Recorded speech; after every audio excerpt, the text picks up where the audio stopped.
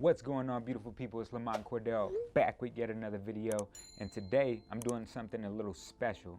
Now, usually you don't see me in my uniform. I don't talk much about the military.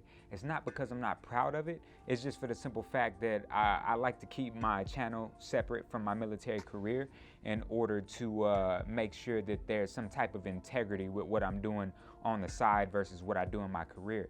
However, I get a lot of questions about why I chose the Marine Corps over all other branches, and what better way to express why I chose the Marine Corps than to come here on YouTube and have a video where you can come and check out the real reason why I decided to become a United States Marine. And we'll just get right into the story. I won't take too much of your guys' time, but to be honest, I didn't choose the Marine Corps. I had no desire to be a United States Marine. Now, as bad as that sounds, let me elaborate. So, I come from a family background where the military wasn't necessarily an option that was brought up, nor did I remember seeing recruiters in school. I remember seeing towards the end of my senior year, people joining the Air Force, people joining the Navy. I was in Air Force ROTC, not by choice, but because my mom forced me to be. I was, quote unquote, a troublesome young man. So with that being said, she put me in ROTC to kind of try to straighten me out. But I was one of those guys that was in ROTC but made fun of all the ROTC kids.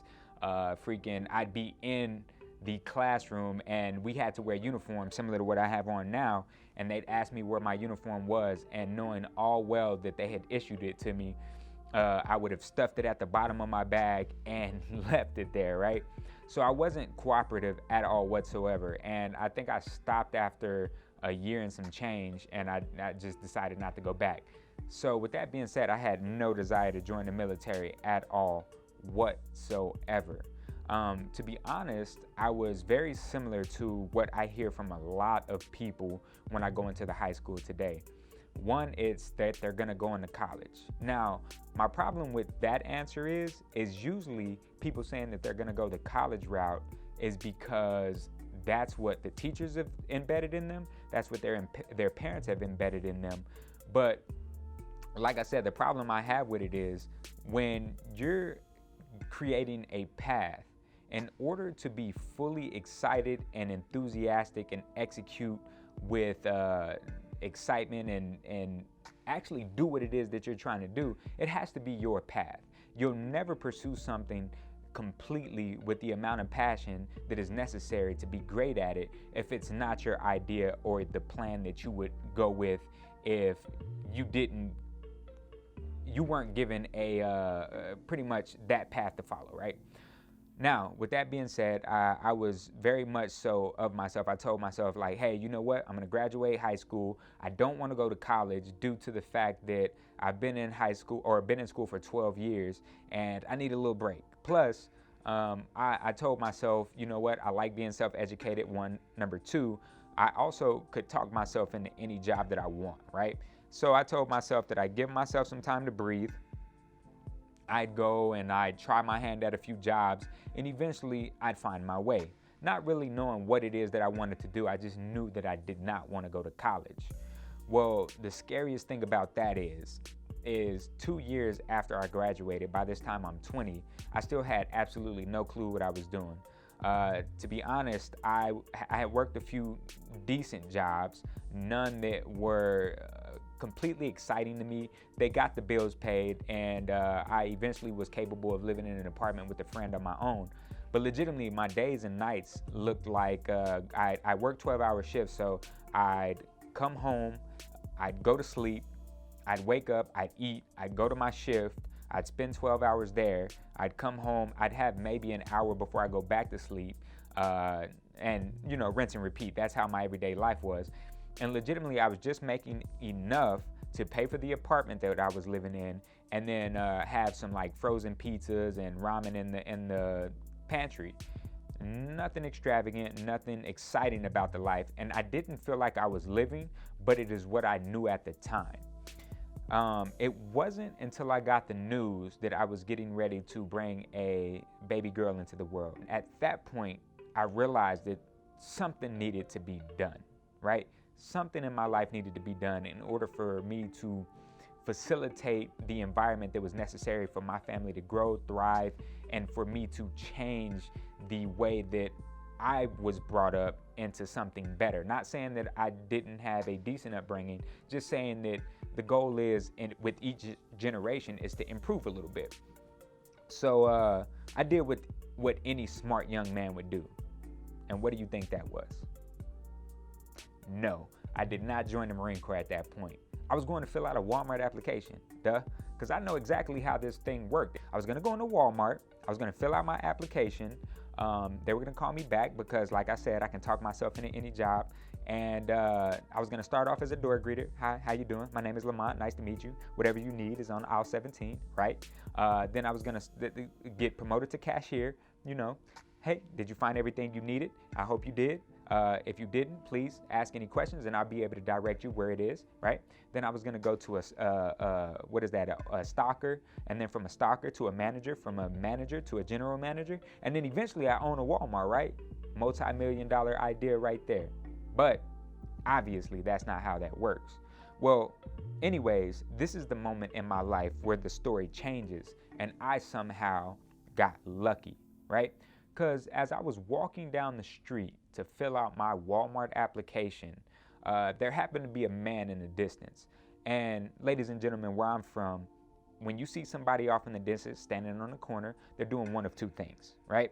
And as I approach this gentleman, I'm thinking to myself, what am I going to do? What am I going to say in order to remove myself from whatever situation I'm about to get myself into, right? And as I approached the gentleman, he goes, "Hey, brother." And I'm like, here we go. And he goes, "Is your name John?" I don't remember the name he asked me, but that's the most generic name I can think of. But he goes, "Is your name John?" And I look at him and I just remember thinking to myself, bro, my name is Lamont. It's the furthest thing from the name you just asked me, right? And I'm like, "No, bro, that's not my name." And he goes, "Dang, man, I think this kid just stood me up." And I'm like, sucks to suck, bro. Like, what does that have to do with me? Absolutely nothing. So I'm trying to continue on about my way to go fill out my Walmart application because obviously I got a kid on the way. I got responsibilities. I'm getting ready to go set my future in place and nobody's going to stop me, including this dude right here, right? So as I go to walk off, he goes, "What are you up to?" And in my head, I'm like, bro, what are you doing just talking to random strangers about absolutely nothing? Like, you're not asking me anything important except for my name and what I'm doing. And then he goes to say, "I'm a recruiter." And immediately I had an epiphany because I can't make this stuff up. Not even a week prior to this instance right here where I meet this gentleman and he tells me he's a recruiter. I come from a family that plays basketball, and around this time I was I had been living with another family that plays basketball. This gentleman's the gentleman I was living with at the time, DeMarcus Catchings, he's 6'6", right? So we were considering going to college and playing basketball, but like 2 weeks prior, he's walking down the street and a gentleman rolls up on him and stops him and asks him if he's ever considered playing basketball. And obviously at 6'6", Marcus is looking at him like, yeah, I've considered it. So he offers him an opportunity to come and try out for the team. So fast forward to my current situation, and within the 2.5 seconds that it took me to step towards him to receive my college opportunity to play basketball, I had played it all out in my head, right? I'm like, you know what? Marcus and I are going to go to opposing colleges. We're both going to do relatively well during the basketball season. We're going to make it to the championship. And at the end of the game, I'm going to rise up 5'6", and I'm going to dunk on Marcus, and I'm going to live my glory, end up becoming an NBA All-Star because I did great during the basketball season, right? Absolutely not. Because as I step towards the gentleman, he tells me that he's a recruiter for the United States Marine Corps. Instantly, I take a full step back. I'm like, nah, brother, I'm good. I don't want anything to do with it. As a matter of fact, I already got plans figured out. I know exactly what I'm doing in my future, man. I appreciate you trying to stop me and talk to me, but I'm good. Pretty much telling him that I didn't want anything to do with him because Walmart is going to provide me a much brighter future than what you could ever provide me, right? Well, the crazy thing is he was relentless in the attempt to get my information. So what I said was, you know what? I'll give you the opportunity. I'll give you the time. You'll give me a call. I'll tell you I'm not interested, similar to what I did now, and we'll go on about our business. So I told myself I'd be a man about the entire situation, and I wouldn't just blow the guy off, right? So I gave him my information and went on about my business, and he went on about his. Well, as I got to the library, because we're not as fortunate as everyone is today, where the kiosks are in the store and you can just kind of walk in there, fill out your application, and head out and wait on the phone call. We actually had to go to the library to fill out applications, or if you had a computer, you could do it there. Well, as I entered the library, I didn't have an identification that said I was from the city in which I was currently at. So with that being said, they kicked me out of the facility. And at this point, I was back to square one. I had no idea what I was going to do anymore. I didn't have access to a laptop. So I'm scrambling again in my head. I'm like, I don't know what I'm going to do. Maybe this is a sign. So I'm walking down the street, and I cannot make this stuff up, right? As I'm walking down the street again, I see a car in my peripheral pull up real slow. And again, ladies and gentlemen, where I'm from, when you see a car pull up along you real slow and roll your window down, or their window down, there's one of two things about to happen, right? But I look over, and it just so happened to be Staff Sergeant Earl Blue III. The same gentleman that stopped me not 15 minutes earlier had seen me walking back down the street. And he stops me. He goes, "Hey, young man, your head is held a little bit lower. You seem to have a different, tune to you right now. You mind if I talk to you now?" And I told him, I said, "You know what? What could it hurt? I got the time. I don't have anything else to do today. Yeah, I'll talk to you." And as ill-advised as it is to hop in a stranger's car, he showed me identification first, which, I guess could have been fabricated, but it wasn't. So I hopped in the government vehicle, and he took me to the office where the Marine Corps recruiters do their job. And one thing I noticed off the bat, especially coming from an era where I used to dress like Soulja Boy. There's a photo on my Instagram. You can go and check it out. I used to dress like Soulja Boy, and coming from that era and not really having much guidance on what a gentleman looks like when he dresses, walking into the office, I was immediately intrigued by the way that their uniforms looked. They wore something that is actually, this is what they had on, or when I met my recruiter, it was the wintertime, so they had the variation that had the tie on, the nice cufflinks, and so on and so forth. So I walked into the office, and the craziest thing happened. I instantly realized that they had way too much confidence in themselves. Not cockiness, just confidence. In my head, I'm thinking to myself, like, these gentlemen, they're feeling themselves way too much. And I'm like, you know Space Jam, right? Where Bugs Bunny makes Mike special stuff, and he hands it to everybody, and they're all walking around, they're super excited. They feel like they have the ability to beat the Monstars. That's exactly how they were carrying themselves, except for it didn't seem to be fabricated. So it was amazing to watch. And so this gentleman sits me down, right? And he didn't tell me that the Marine Corps was the best branch for me. He wanted me to explain to him what I could offer in order to make an impact on the Marine Corps. Automatically, this experience that I was having was already different from any experience that I've had going into any job, right? Because he wasn't just concerned about getting me to join his establishment. He was more concerned about what I could provide to his establishment. And that struck me as odd. And then after I explained to him what at least what I thought my top qualities were, he proceeded to pull out what they call benefit tags. And within these benefit tags, there's a long list of things that you can choose from, to include travel and adventure, to include financial security and benefits, to include education opportunities, challenge, just a long list of things, right? And I take a look at these. He asked me to pick my top 3. Well, I forget which ones I picked exactly. I'm pretty sure I can go look them up now and check them out because I'm a recruiter now.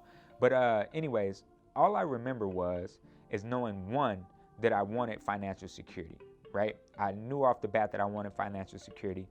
and knowing that I had a child on the way, that was very appealing. They told me I was going to get paid on the 1st and the 15th no matter what, that I was going to be able to get housing in order to provide my family a place to stay, and that I was going to receive medical and dental benefits. Fantastic, right? I also knew that at some point maybe I did want to get my education, because at this point I started to realize that a degree is necessary in order for you to be successful and go into any job field that you want. You can be as self-educated as you like to be, but without the degree to prove that you have that education, nobody cares, right? So I was like, okay, that is also one. But the one that stood out to me the most was the challenge one. And when people ask me why I chose the United States Marine Corps over all other branches, this is the reason why. I initially, yes, I joined for vanity because I wanted the job security. I wanted to be able to take care of my family. But the real reason I joined the Marine Corps, because after I talked to this gentleman, I went to all the other branches to ask them what they could offer me. And honestly, they all offer the same thing, the same benefits, the same paycheck on the 1st and the 15th, the same 30 days paid vacation. They all offer the same thing. But the one thing that stood out to me more than anything from the Marine Corps is the fact that, one, their boot camp was 13 weeks long, all right? So I was like, okay, so why is your boot camp longer than everybody else's boot camp? And when they explained to me, it only made sense the way they said it. And they explained to me that the reason why our boot camp is so long is because if you are not challenged, you are not changed. And repetition is the father of learning. And in order to grow and develop and gain a foundation for the future, it has to be embedded in you. And Marine Corps Boot Camp has that down to a science within the 13 weeks that they transform you into a United States Marine, right?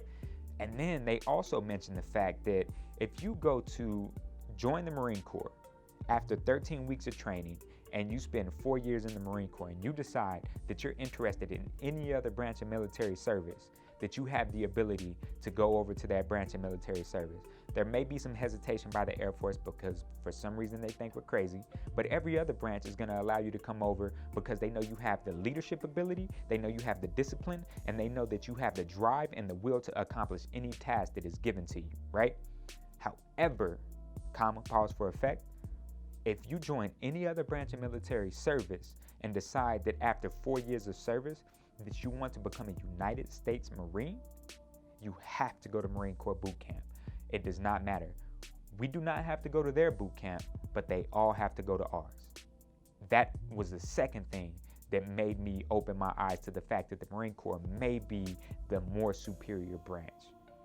The last thing that stood out to me more than anything was the fact that no matter what job you have in the Marine Corps, you could be an administrative clerk, you can be a military police, you could be a firefighter in the Marine Corps, you could be a logistics specialist, you could be a boat fuel specialist, anything that you're doing in the Marine Corps, you're gonna go to combat training. And in my head, I was like, there's no way that this is the only branch that does that, because it's the military. Last I checked, Pearl Harbor was a strike on the Navy. So you need some kind of combat training in order to defend yourself in case you're in harm's way during your military service.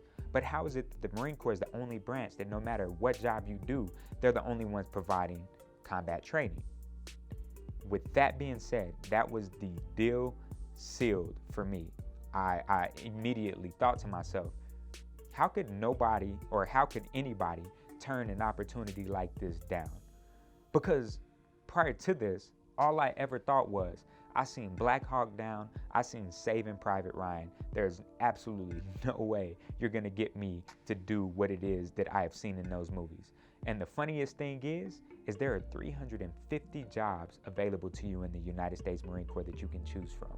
I did not know that. I thought that every job that you enlisted into the Marine Corps was the infantry, but that's not the case. And the moment that I discovered that, not saying that, you know, I wouldn't be prepared for that, but the moment I understood that is the moment that I realized there was so much more information that I didn't know about the military that I probably should have. That way I can make an educated decision about my future. Now, with that being said, ladies and gentlemen, I urge every last one of you, even anywhere between the age of 17 to 29, if you have not sat down with a recruiter and at least discussed what potential life in the military could be, do it. Try it out. Because one thing I will tell you is I never thought that me meeting Staff Sergeant Earl Blue would turn into a 12-year career for me. And at this point, I'm 12 years in. By the time I finish recruiting duty, I will be 13 years in. I will have 7 years before I can retire from the United States Marine Corps. At 20 years, I will be all of 40 years old when I retire from the Marine Corps. And the craziest thing about that is the average retirement age is about 60, 65. I will have the opportunity to retire from this branch of military service, go look for another job, potentially retire from that one, and have 2 pensions by the time most people get their first one. Now that's something to think about. So again, I urge every last one of you to go speak with a recruiter, sit down, get some real information. And as you enter the branch of military service that you're going to get information from, only ask them about their branch. Go talk to the other branches too. Ask them about their branch and make sure you're talking to someone from the branch, because each branch is going to give you bad information about another branch, because unless they served in it, they don't know the ins and out of it. So do yourself a favor, talk to each branch, get some real information, make an educated decision about your future, and see what it may have to offer. I'm letting you know right now, it's been fruitful for me. My family is grateful. I live a wonderful life, and I think it's a wonderful opportunity that more people should take advantage of.